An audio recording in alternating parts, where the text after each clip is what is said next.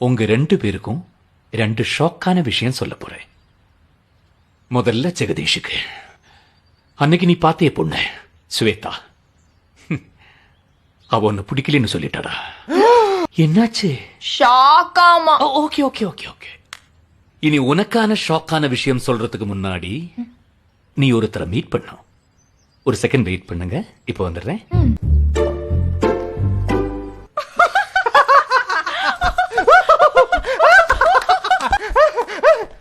நீ ஏன் சிரிச்ச?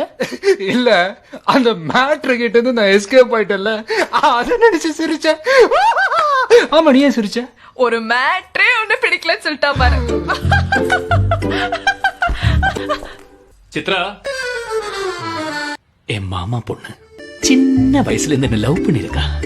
ஆனா எனக்கு தெரியாம போயிடுச்சு. இப்ப நான் உன்னை கல்யாணம் பண்ணிக்க போற விஷயம் தெரிஞ்சு சூசைட் அட்டெம்ப்ட். அப்புறம் ஹாஸ்பிட்டல் அட்மிட் பண்ணி பெரிய பிரச்சனை ஆயிடுச்சு. நான் ஒரு டிசிஷனுக்கு வந்துட்டேன். I am so sorry. நான் இவளையே கல்யாணம் பண்ணிக்கலாம்னு முடிவு பண்ணிட்டேன். இந்த விஷயம் உனக்கு எவ்வளவு அதிர்ச்சியா இருக்குங்கிறது எனக்கு தெரியும். ஆனா உன் மனசுல ஆசையை வளர்த்தது என் தப்பு. ஓகே, இப்ப நான் உங்க 2 பேர்கிட்ட ஒண்ணு கேட்க போறேன். நீ கல்யாணம் பண்ணிக்கணுங்கிற ஆசையோட தான் பாம்பே வந்த. நீ ஒரு மிலிட்டரி மேன கல்யாணம் பண்ணன்னு ஆசைப்பட்ட. ஏன் நீங்க 2 பேரும் கல்யாணம் பண்ணி கூடாது? ஜெகதீஷ், என்ன மட்டும் தப்பா எடுத்துக்காதே.